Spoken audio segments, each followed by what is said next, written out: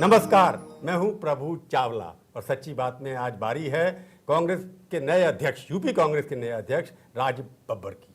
राज बब्बर जी, आपका स्टूडियो में बहुत बहुत स्वागत है। धन्यवाद। आप तैयार हैं लड़ाई के लिए? मैं लड़ने जा ही नहीं रहा। लड़ने नहीं जाते? कौन लड़ेगा? हारने के लिए जा रहे हैं क्या? नहीं सर, मैं तो मिशन के लिए जा रहा हूँ। मिशन क्या है आपका?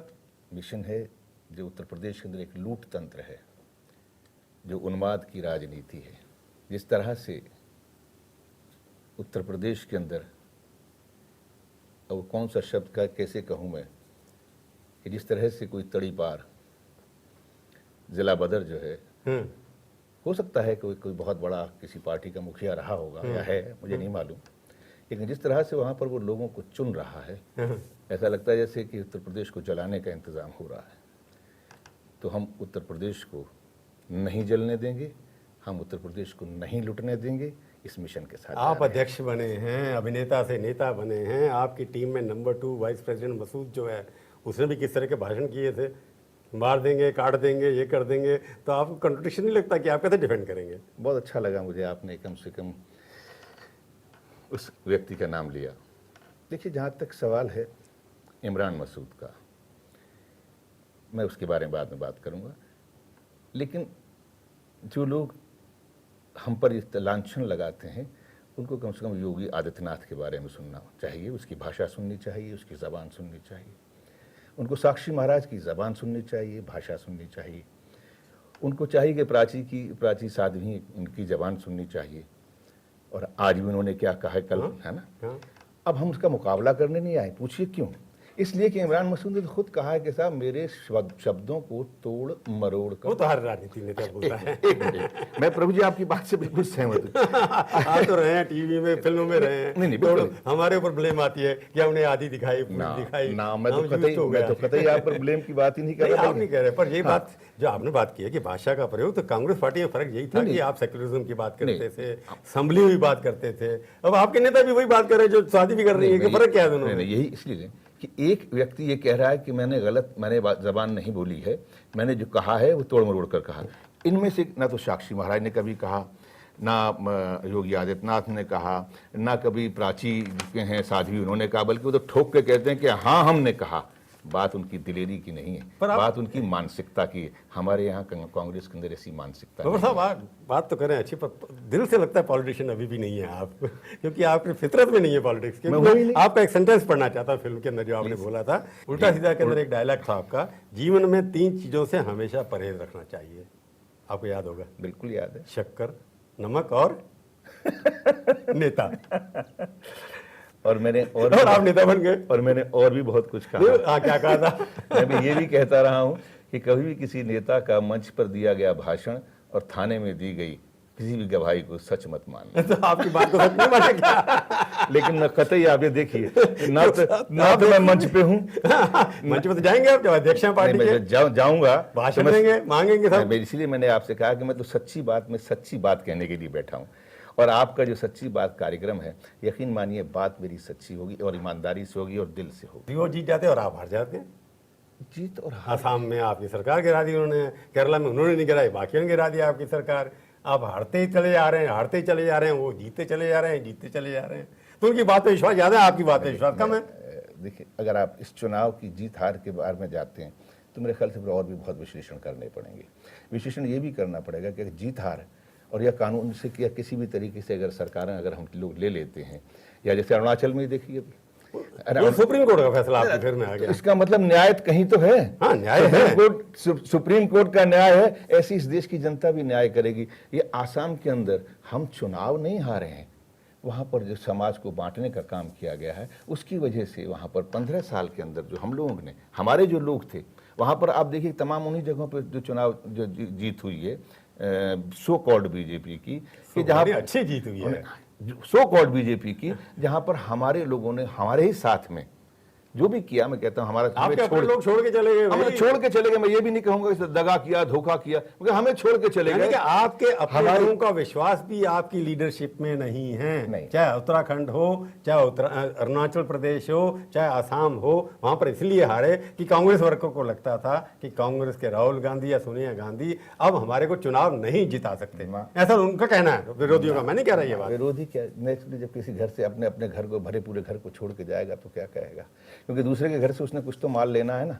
दूसरे की चुनाव जीत गए, मुख्यमंत्री मंत्री भी बन गए वहाँ। इसलिए तो मैंने कहा कि दूसरे की थाली में बैठ कर नया नया जाके खाना तो शायद ज़्यादा पेट भर जाता है, लेकिन अब थोड़े दिनों के बाद में आप देखिए क्या होता है। वही आसाम, वही लोग जिन्होंने एक बार इसी कांग्रेस पार्टी ने उन लोगों से जान छुड़ाई थी, आज वो सब इकट्ठे हो गए। तो अब राजनीति में आ गए, वहां से अभिनेता से आप राजनीति करने लग गए। तो आपकी फिल्म का एक डायलॉग और पढ़ूंगा मैं, बिल्कुल उसके अंदर काफ़ी इंटरेस्टिंग मेरे को लगा कि वो चीज़ें, ये फिल्म है आपका पुलिस फोर्स का डायलॉग। उसमें कहा था आपने, राजनीति में कभी कभी अपने सपोर्ट करने वालों को भी मरवाना पड़ता है, यानी अपने सपोर्ट करने वालों को भी मरवाना पड़ता है। तो आप यही करेंगे? मुझे लगता है कि आप जो तो यूपी में बहुत फैक्शन है। आप चिंता मत कीजिए, ये इस सिनेमा की जो रियल लाइफ है वो रियल नहीं होती ना, रियल नहीं होती। जो रियल लाइफ है उसी को तो खत्म करने के लिए आए हैं हम। वो लोग हैं जो सिनेमा में दिखाते हैं कि इस राजनीति में तो तोड़फोड़ मार होती रहती है, अपने विरोधियों को मारने में, पॉलिटिकल मारने में क्या परेशानी है? हम किसी की तोड़फोड़ में यकीन नहीं रखते हैं। हम यकीन रखते हैं लोगों के दिलों को जीतने में।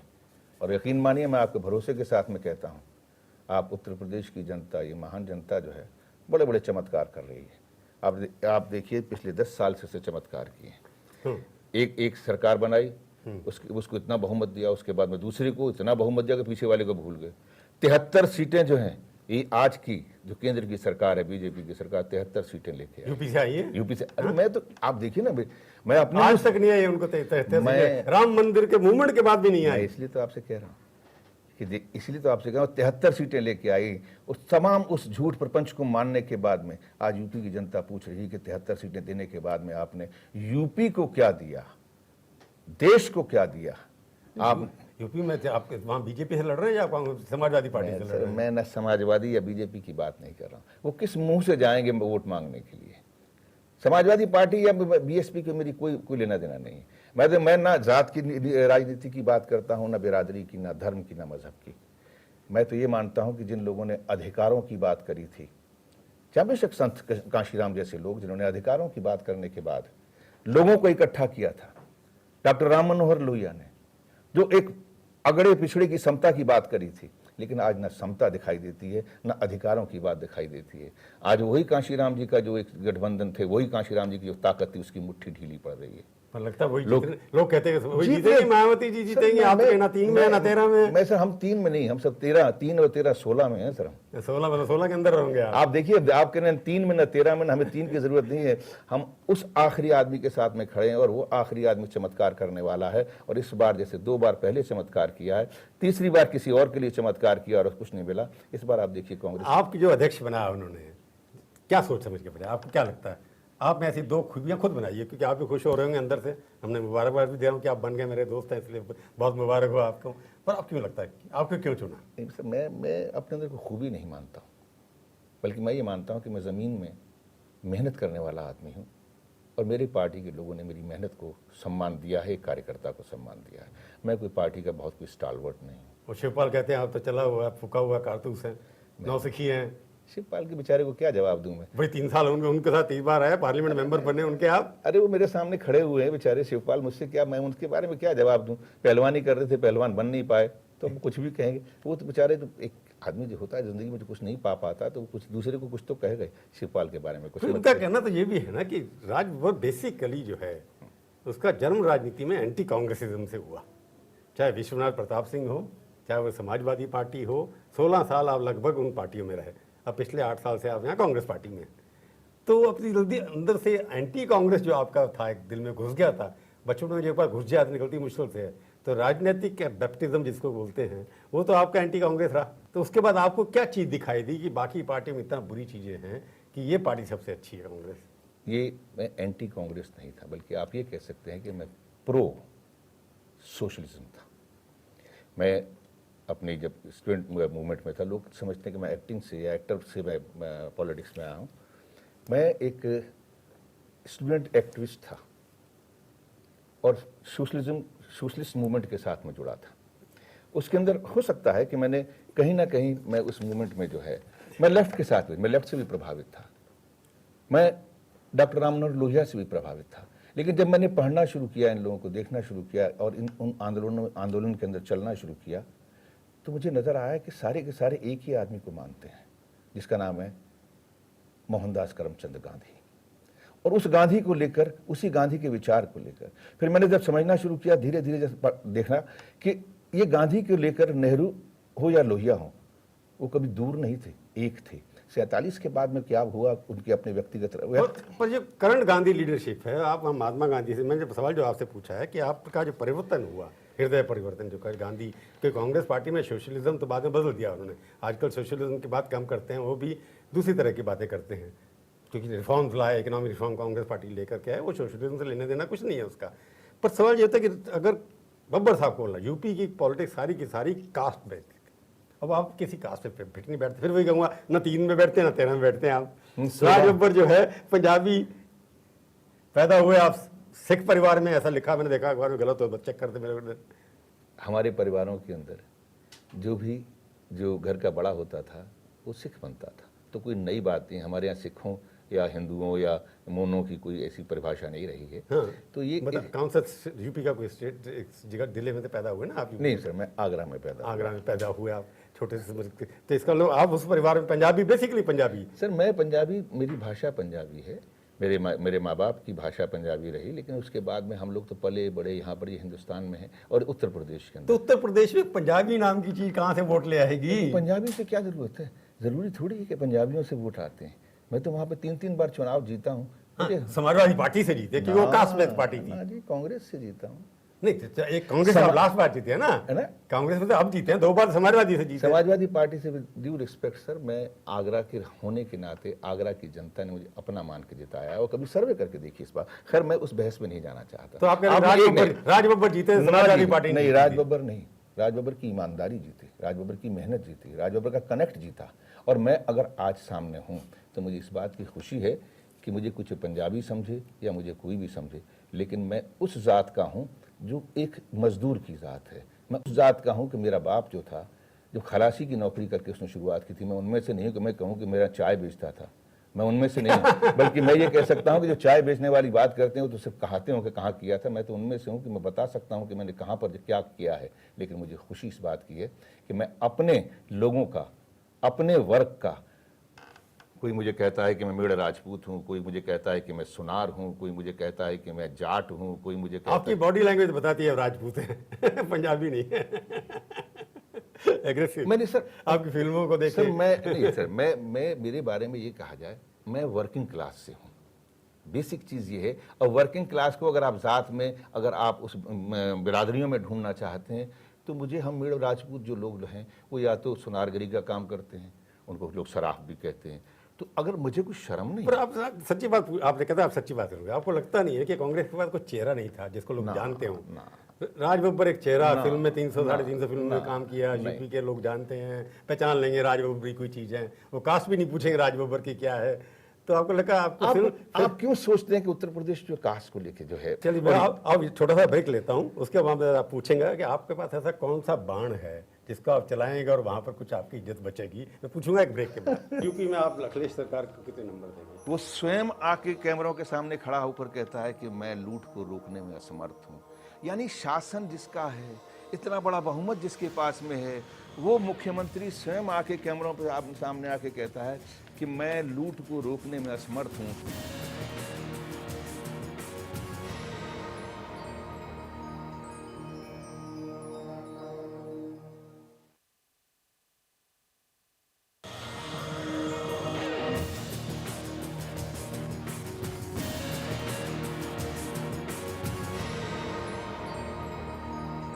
सच्ची बात में आपका एक बार फिर से स्वागत है। आज हम बातचीत कर रहे हैं यूपी कांग्रेस के नए अध्यक्ष राज बब्बर से। मैं आपसे चुनाव ब्रेक से पहले पूछ रहा था कि आपके पास कौन सा तीर है जो चलाएंगे आप वहाँ, जहाँ से आप चौथी पांचवी पार्टी से तीसरी दूसरी पहली में जाएंगे? पहली का कोई चांस लगता नहीं, आपको लगता है? न जाने आप क्यों ओपिनियन पोल क्या, मैं तो ओपिनियन, मेरा कोई ओपिनियन नहीं है इसमें। नहीं, ये लोगों का ओपिनियन है। ये ओपिनियन पोल का ओपिनियन है। चलिए मैं इतना आपसे कहता हूँ कि हो सकता है कि जो ओपिनियन पोल वाले बहुत विद्वान हैं और उनकी विद्वता कई बार नज़र भी आई है, इसलिए मैं उन पर कोई टिप्पणी नहीं करना चाहता। लेकिन मुझे भरोसा है अपनी टीम के ऊपर, मुझे भरोसा है अपनी लीडरशिप के ऊपर, और मुझे भरोसा है कि हम जिस मिशन को लेकर निकले हैं। तो इस लीडरशिप के अंदर ही तो आप चुनाव आ चुके हैं, यूपी में 3 बार 4 बार, पार्लियामेंट का चुनाव हारे, असेंबली के 3-4 चुनाव हारे, इसी लीडरशिप के अंदर हारे आप। नहीं, ये बहस लंबी है। फैक्ट्स है ना, अब कारण कुछ भी हो सकते हैं। देखिए जो कारण कुछ भी हो सकते हैं, अगर इनके बारे में हम लंबी बात करेंगे कि हम लीडरशिप की वजह से नहीं चुने। लीडरशिप खुद वहाँ का यूपी का चार्ज लेना नहीं चाहती। नहीं, राहुल गांधी आज चीफ मिनिस्टर क्यों नहीं अनाउंस करते थे अपने आप को वहाँ? क्यों नहीं करें?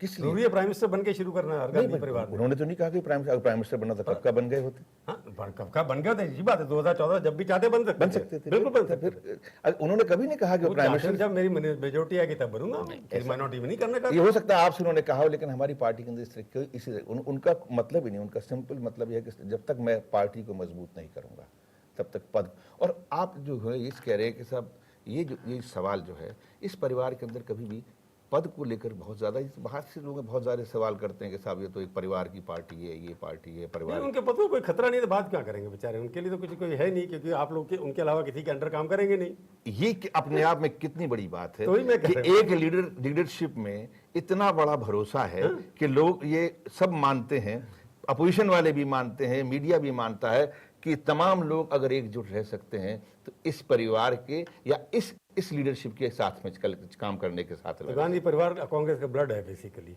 खून। सच्चाई।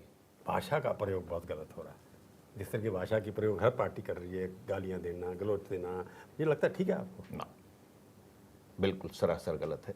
राजनीति के अंदर हमारे मतभेद हो सकते हैं, भाषा के साथ अपमानित शब्दों का इस्तेमाल करके मनभेद नहीं करना चाहिए। पर बीजेपी ने भी किया और आपने भी किया, लगता है राज बब्बर ने भी किया। मुझसे हुआ, गलती हुई होगी, जरूर हुई होगी, तो मुझे लगता है वो धृष्टता। आपने कहा मोदी की छाती नहीं, पेट 56 इंच का है। हाँ, ये कहना ठीक है क्या? नहीं, देखिए मैं बड़ी विनम्रता से कहूँगा, ये शब्द मेरे तो नहीं है।